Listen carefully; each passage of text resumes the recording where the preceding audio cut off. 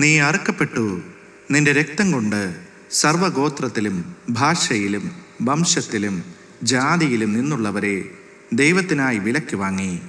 ഞങ്ങളുടെ ദൈവത്തിന് അവരെ രാജ്യവും പുരോഹിതന്മാരും ആക്കി വെച്ചു.